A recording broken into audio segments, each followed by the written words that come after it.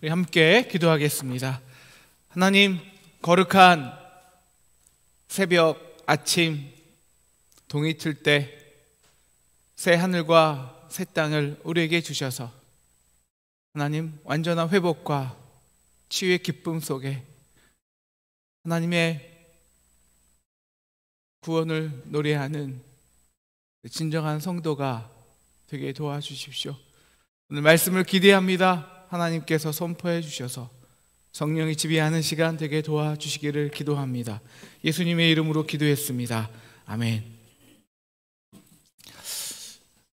저는 옛날부터 십자가는 잘 알았어요. 왜냐하면 그게 우리 기독교니까요. 근데 이해가 안 가는 것이 하나 있었습니다.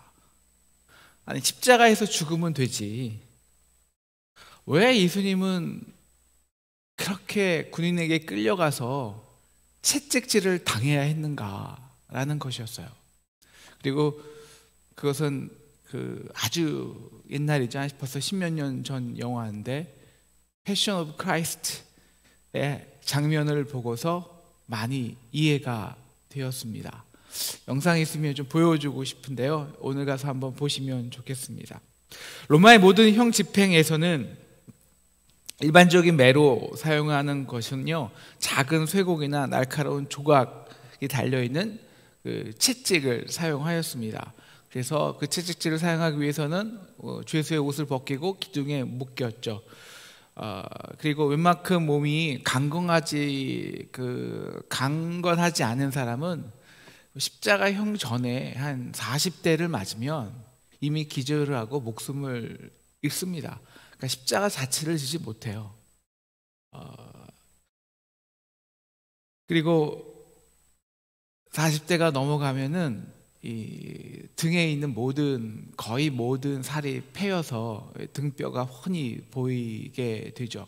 등뼈가 튀어나온 채 십자가를 매기 때문에 사실 십자가를 짊어지고 갈 수는 없습니다. 그런데 예수님은 한 대가 아니라 40대가 아니라 인간이 최고로 맞을 수 있는 기록이죠. 120대를 맞으셨습니다. 왜 십자가만으로 충분하지 않은가요? 거룩한 하나님이 가장 끔찍한 죄인이 돼서 우리에게 그 조롱과 멸시를 당하고 대못을 박히고 창에 찔려서 3일 동안 피와 물을 흘린 그 끔찍한 1000번의 기절과 게임을 동반해야 겨우 죽을 수 있는 십자가형이면 왜 충분하지 않으셨을까요? 왜 굳이 끔찍한 채찍을 맞아야 하셨을까요? 오늘 우리 이사야서는 그 질문에 대해서 이렇게 말합니다. 그가 채찍에 맞음으로 우리가 나음을 입었도다. 우리가 나음을 얻기 때문입니다. 우리 이사야서에서 53장을 이제 묵상하며 내일까지 묵상할 텐데요, 가장 선포의 시작은 이겁니다. 여호와의 강한 팔이라. 여호와의 강한 팔을 보라.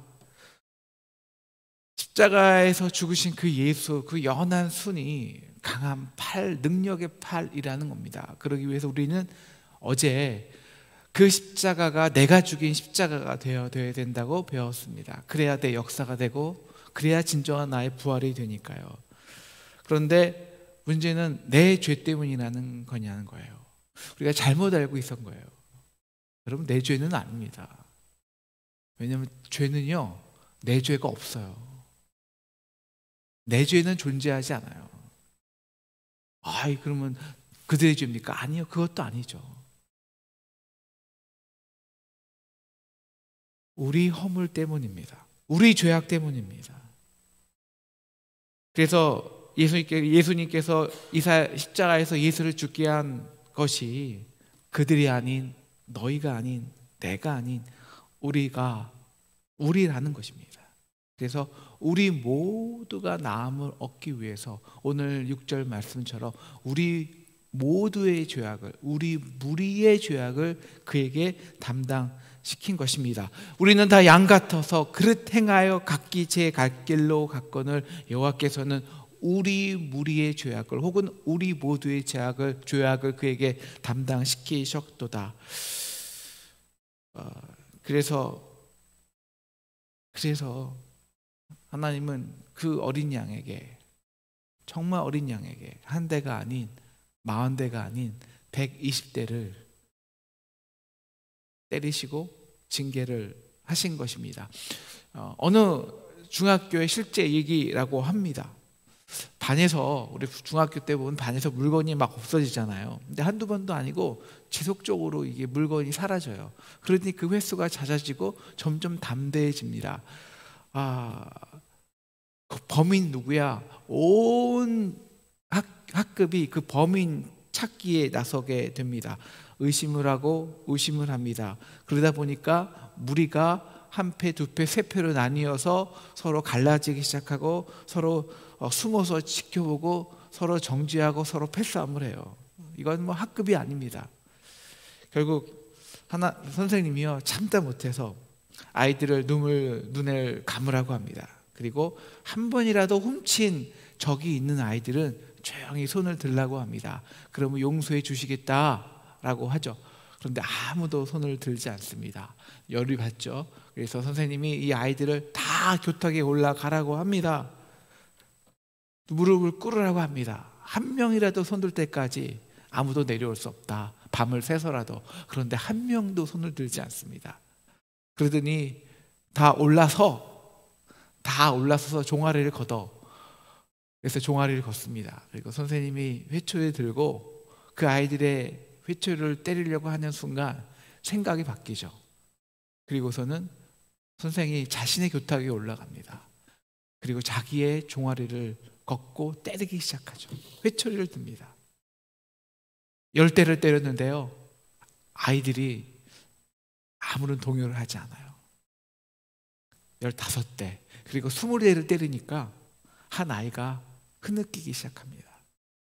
그리고 30대, 40대를 때리니 몇 무리의 아이들이 울기 시작해요.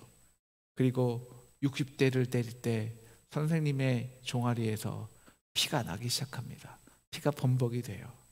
그리고 한 명이, 딱 한 명입니다.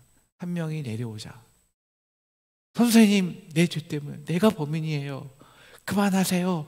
라는 순간 모든 아이들이, 한 명도 빠지지 않고 모든 아이들이 그 선생님께 가서, 선생님, 내가 범인입니다. 내가 범인입니다. 내가 그랬어요. 그렇게 서로 붙들고 울기 시작했다는 겁니다. 맨 처음에는 한 명이 장난으로 시작했죠. 그러나 그것이 화가 되고 내가 없어질 때 그것을 보복하게 되고 그렇게 무리가 되고, 그래서 진짜 모든 아이들이, 맨 처음에 장난이었다가 결국에는 모든 아이들이 서로의 것을 훔친 것이 된 것입니다. 그래서 예수님은 우리 무리의 죄악 때문에 채찍질 당하신 것이 아닐까요? 한 대가 아니라 120대를 맞아야 했지 않았을까요? 바로 우리가 나음을 얻기 위해서입니다. 그래서 우리 모두가 평화를 얻기 위해서입니다. 우리는 이미 59장에 이 내용을 배웠습니다. 53장 선포되고 59장에 성취되는 것입니다. 하나님 왜 일하지 않습니까? 하나님께 불평하지만 하나님은 미동하지 않습니다. 왜 우리를 치유해 주시지 않습니까? 왜 우리를 바벨론에서 버려주십니까? 미동도 하지 않으세요. 그런데 그런 하나님이 59장 19절에서 이제 여호와께서 그 가운데 몰려 급히 흐르는 하수같이 오실 것입니다. 하나님의 급격한 일하심과 너희 가운데 있는 급격한 치유를 말씀하십니다. 그 이유는 59장에 나온 것처럼 그들 때문입니다. 너희 때문입니다. 너희 때문이야 하던 그들이, 나뉘었던 그들이 59장 12절 이렇게 고백했기 때문입니다. 우리의 허물이 주의 앞에 심히 많으며 우리의 죄가 우리를 쳐서 증가하오니 이는 우리의 허물이 우리와 함께 있습니다. 우리의 죄악을 우리가 아나이다. 우리가 여호와를 배반하고 인정치 아니하며 우리 하나님을 쫓는 데서 돌이켜 포악과 폐역을 말하며 거짓말을 마음에 잉타하여 바라니. 바로 이것이 53장 6절 말씀이죠. 우리는 다 양 같아서 이 말에 포함되어 있는 겁니다. 여러분,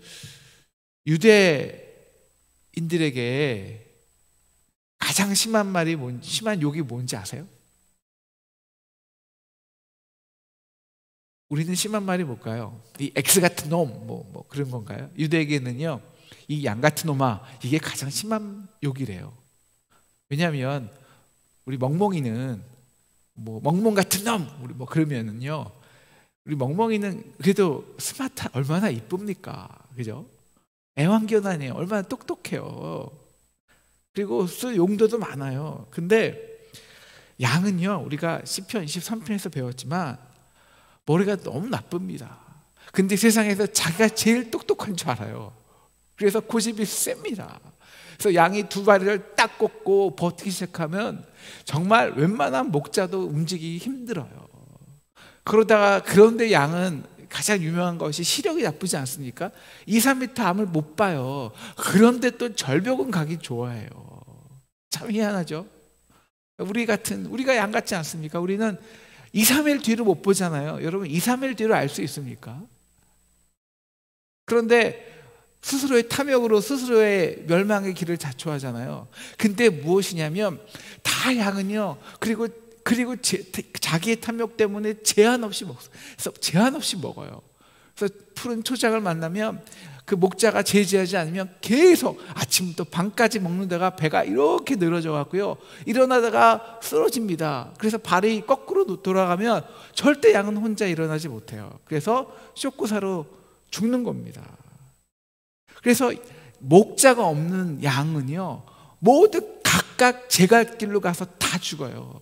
그리고 결국에는 어떻게 죽냐? 있는 양마저 한 양이 절벽으로 가기 시작하면 다 따라가서 모든 무리가 절벽에 떨어져서 죽는단 말이에요.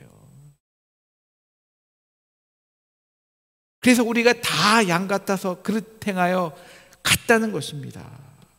그래서 여호와께서 나의 죄가 아니라 너의 죄가 아니라 우리의 죄악을 그에게 담당시킨 것입니다. 여러분, 죄는요, 결코 나의 죄가 없습니다. 너의 죄도 없습니다. 있을 수가 없습니다. 왜냐하면 죄는 관계성을 통해서만 우리에게 들어오기 때문입니다. 그래서 개인적인 죄로 들어오는 게 아니라 어떤 한 사람을 들어오지만 그 들어온 죄가 관계성을 통하여 확대되고 상처를 주고 아프게 돼서 집단적 감염과 그리고 집단적 상처를 주는 것입니다. 물론 죄는 단번에 들어와요. 하지만 상처는 친한 사람들에게만 받습니다. 관계 있는 사람에 의해서 상처를 받지, 아무 관계 없는데 상처를 받지 않아요. 서로 멸망의 길을 가지 않아요. 여러분, 죄가 어떻게 인류에게 들어오나요? 교활한 뱀이 있었습니다. 그 교활한 뱀이 이브의 탐욕과 매치되고 딱 고리가 맺혀요. 그리고 그 이브의 탐욕과 그 남자의 연약함이 딱 고리가 맺혀요. 그래서 원죄라는 게 인간에게 들어온 겁니다. 남편이 먹어보니 죽지 않네요. 하나님의 말씀에 죽는다고 했는데, 그래서 하나님의 말씀을 절대적으로 의심하고 자기 선으로, 스스로의 선악으로 살기 시작하죠. 이렇게 교활한 뱀, 이브의 탐욕, 남자의 연약함이 서로 그 각자의 허물이 서로 관계를 맺고 맞물리면서 죄가 역사합니다. 결과가 무엇입니까? 이 땅의 깊은 상처요. 서로에 대한 상처요. 뱀은 여자를 공격하고, 여자는 뱀을 공격하고, 남자는 여자가 당신이 나에게 지어준 저 여자 때문이라고 말하고, 여자는 남자에게 배신감을 갖고, 그리고 땅은 인간을 공격하고, 모두가 엉겅퀴를 내는 겁니다. 관계가 틀어져요. 그래서 그 땅이, 인간의 삶이, 모든 공동체가 황폐하게 되는 것입니다. 여러분, 모든 공동체가요, 예외가 없습니다. 우리 가족부터요. 그리고 나아가서 우리 이 나라의 공동체, 국민의 공동체, 우리 성도의 공동체도 마찬가지입니다. 왜 우리가 어떻게 상처를 받고 이 죽음의 길로, 파멸의 길로 가는 줄 아십니까? 딱 하나예요. 우리는 다 양 같아서 각기 갈 길로 갔기 때문이에요.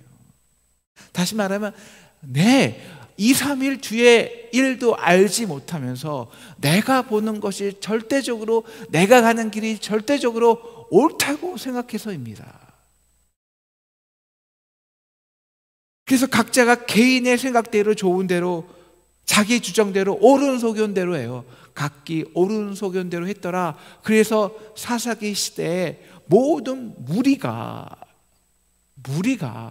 멸망의 길로 들어선 것입니다. 우리 가족 상담을 해보면요, 다 옳아요. 아이들도요, 정말 내가 옳아요. 옳은 것을 한 거예요. 내 마음 내킨 대로 한 거예요. 본인 소견에 좋은 대로. 근데 부모는 안 그런 거야. 야, 내가 뭐 내 욕심 때문에 그랬냐? 다 너 잘 되라고 한 거야. 그래서 아이들을 억압하는지도 몰라요. 아이들 생명력을 죽이는지도 몰라요. 자녀는 그게 부모의 마음을 찌르고 황폐화시키는지도 몰라요. 그냥 각기 좋은 대로, 옳은 대로 한 거예요. 그런데 결국 그 옳음이, 그 각기 갈 그 길이 서로를 죽이고 아파하게 하고 서로를 파멸의 길로 가게 하는 거예요. 그래서 언제나 이 치유는요, 특히 가족의 치유는요, 집단적 치유 시스템이 있어야 됩니다. 혼자서 해결받아서는 상처가 낫지 않아요. 우리가 함께 나음을 입어야 합니다. 왜? 우리가 다 공범이거든요.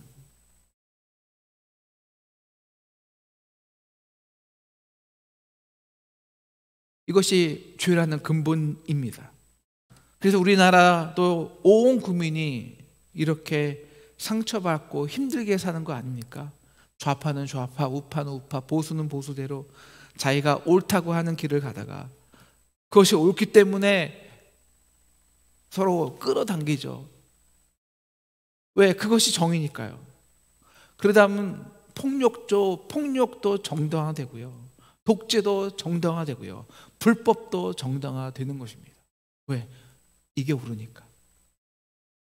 그러면 한쪽은 어떻게 될까요?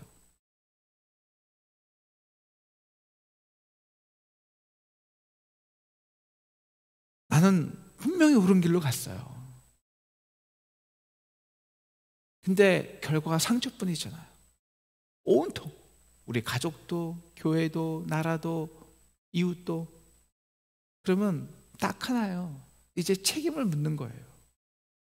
누구 때문이야? 이 나라가 이렇게 된 게, 우리 가족이 이렇게 된 게 원죄가 누구야? 아버지 때문이야? 엄마 때문이야? 그래서 여러분, 우리 인간은요, 각자의 정의를 내세우는 한 결코 상처는 치유될 수 없습니다. 왜요? 그것은 무리의 조약이기 때문입니다. 그래서 누구 한 명이 옳다고 하는 한 절대 치유는 일어날 수 없습니다. 절대 평화는 이루어지지 않습니다. 그래서 예수님께서 무엇을 우리에게 기도하라고 하십니까? 네, 우리에게 죄진 자를 사하여 주시고. 여러분, 우리가 어떻게, 무슨 능력이 있어 죄를 사하여 줄 수 있는 능력이 있습니까? 여러분, 죄는, 내가 너에게 준 죄는 아무것도 없어요. 죄 자체가 내가 너에게 질 수 있는 죄가 없습니다. 반대로 당신이 나에게 진 죄도 없습니다. 죄는 딱 하나예요. 우리가 우리에게 지은 죄입니다. 왜요? 죄는 반드시 관계성을 통해 역사하기 때문입니다. 그래서 인간은요, 죄에 대해서는 절대적으로 무능력합니다. 우리 포도주 틀 63장에서 그 심판자가 의아하잖아요. 왜 그 포도주를 밟고 원수를 밟는 사람이 나뿐이 없냐? 왜 모두가 범죄했고 모두가 그 밟힘의 대상이기 때문입니다. 아무도 없다는 거야. 아무도. 여러분, 소돔과 고모라가 한 명이 없어서 망했습니다. 한 명이, 의인 한 명이. 만약에 의인 한 명이 있어도 예수는 그렇게 십자가에 죽을 필요가 없었을 수도 있었을 것입니다. 하나님이 자기 아들까지 범죄의 현장으로 내려보내지 않으실 수도 있었습니다. 그런데 단 한 명이 없었습니다. 그만큼 우리는 다 무리의 공범이에요.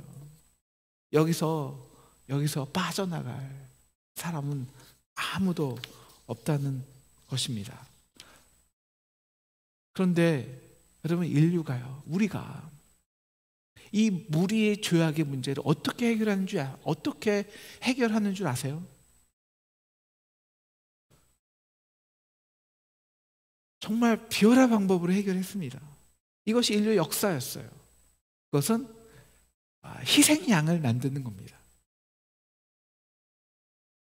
그래서 우리 무리의 죄악을 너희 때문이야.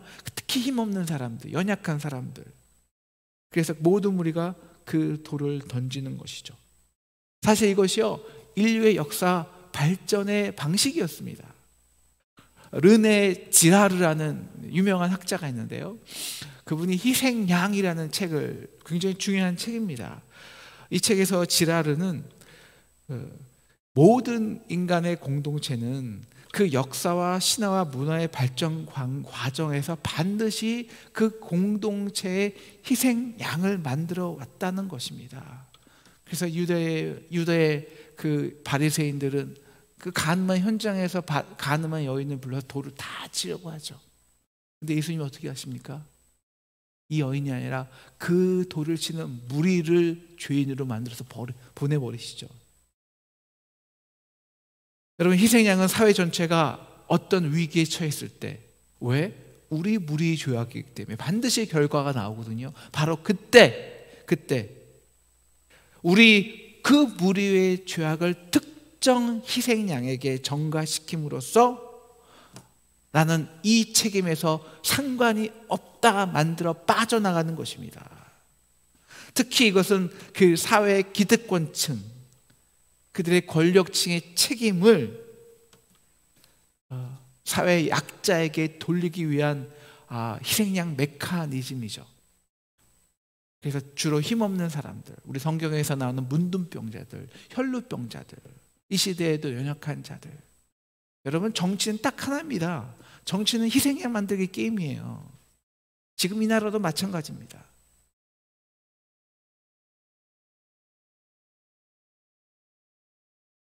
그래서 여러분, 이 희생양의 죽음의 이 메커니즘이 폭로되잖아요. 그러면 모든 공동체가 위기를 겪습니다. 왜냐하면 희생양에게 전가시켰던 우리 모두의 죄가 결국 내 죄, 우리의 죄라는 것이 온 천하에 폭로되기 때문입니다.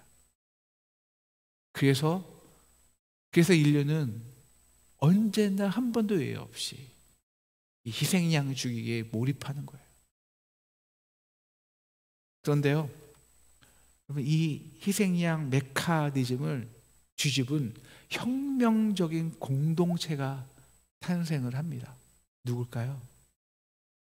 바로 이사야서 53장, 우리라고 고백한 이 이사야서 53장 때문에 우리의 허물이라고 고백한 초대 교인들입니다. 그들은 이 우리라고 하는 우리 공동체가 근거하고 있는 정의와 원리가 허구임을 스스로 폭로하는 것입니다. 로마 군인이 예수를 죽였냐? 아니다라는 거예요. 우리 정치 지도자들의 권력 때문이다. 우리 종교 지도자들의 위선 때문이다. 우리 백성들의 욕심 때문이다. 다 한 명도 제외할 수가 없다. 우리 때문이다. 어떻게 초대 기독교인들은요, 이 희생양의 메커니즘을 정면으로 도전하여 우리 모두의 죄악을 그에게 담당시키셨도다 고백할 수 있었을까요? 그것은요, 그들이 진정한 희생양을 경험했기 때문이에요. 누구 희생양 만드나요? 힘없는 자요, 약한 자요, 병든 자요. 그런데 가장 거룩하고 가장 능력 있고 가장 전능하신 창조자 하나님이 우리를 위해 가장 연약한 어린 양이 되어서 모든 징계와 저주를, 버림받음과 모욕을 당하시고 십자가에 죽으셨습니다. 그래서 우리 57장 15절 이사야서에 보면은 우리라고 회개하는 자의 그 깨진, 통회하고 깨진 마음에 치유되는 하나님의 회복이 있어요. 지존무성하며 영원히 거하며 거룩하다 이름하는 자가 이같이 말씀하시되 내가 높고 거룩한 곳에 거하며, 내가 높고 거룩한 곳에 거하지만 동시에 또한 통회하고 마음이 겸손한 자와 함께 하나니 이는 겸손한 자의 영을 소생케 하며 통회하는 자의 마음을 소생케 하려 함이라.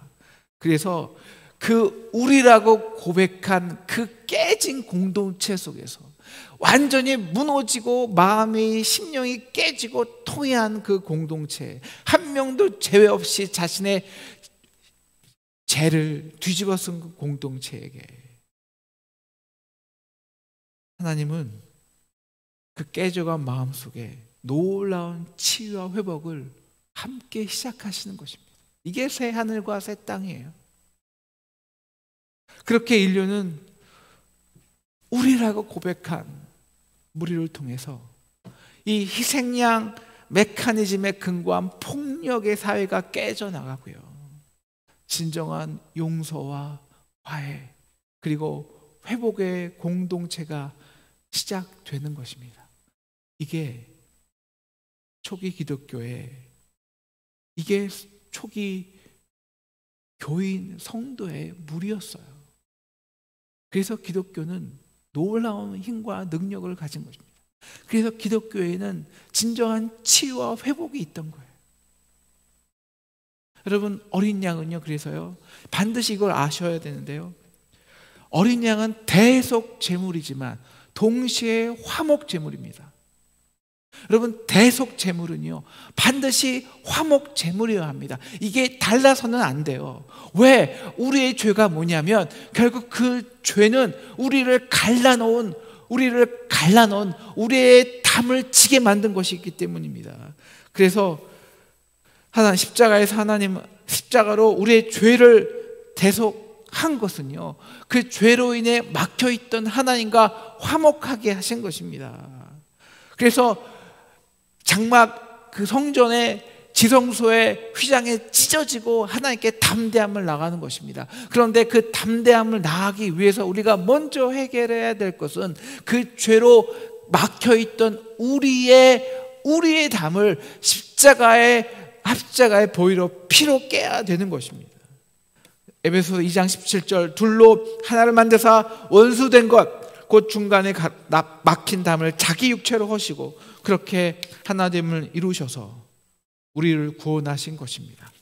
2장 18절 이는 그로 말미암아 우리들이 한 성령 안에서 아버지께 나아감을 얻게 하려 하심이라. 그래서 어린 양은 동시에 대속 제물, 동시에 화목 제물이 된 것입니다.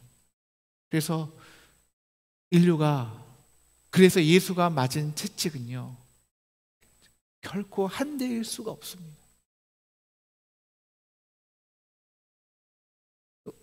성경에서 예수의 십자가는요 일회성을 강조합니다. 왜? 그는 우리의 모든 죄를 십자가에서 단 한 번에 끝내셨습니다. 더 이상 우리에게 죽음은 없습니다. 그 한 번의 죽으심으로 모든 인간이, 우리의 모든 죄가 용서받았습니다.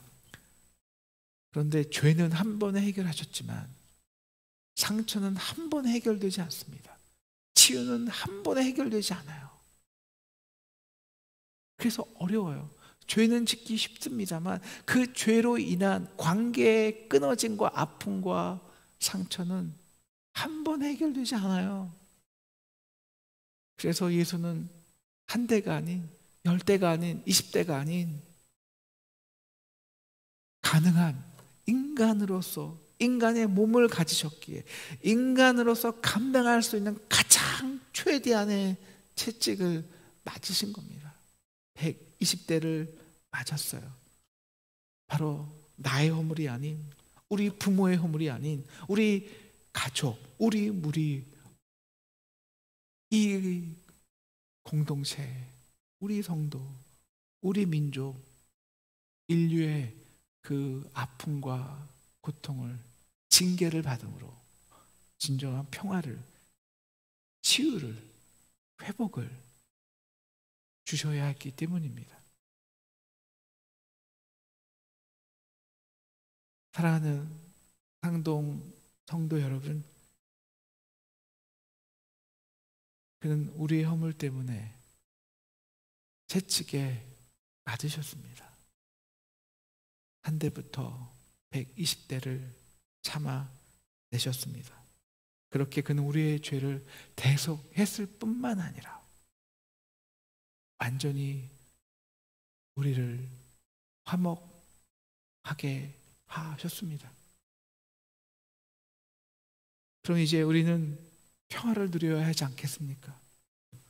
완전한 치유를 경험해야 되지 않겠습니까? 예수는 더 이상 맞을 수가 없어요. 그는 이미 자기가 맞을 수 있는 모든 채찍을 다 맞으셨습니다. 최대한의, 최고의, 그래서 완전한 대속을 이루어 놓으셨습니다. 그래서 우리는요, 완전한 평화를 누려야 합니다. 희생양 만들지 말고 너희야, 그들이야, 죄를 전가시키지 말고, 아니 우리 다 양 같아서 그릇 행하여 갔거늘 제 길로 갔거늘 여호와께서 우리 모두의 죄악을, 우리 무리의 죄악을 그에게 담당시키셨도다. 사랑하는 상동 성도 여러분, 이 대속을 믿으십니까? 이 대속을 믿으십니까? 그러면 이제 우리 차례예요.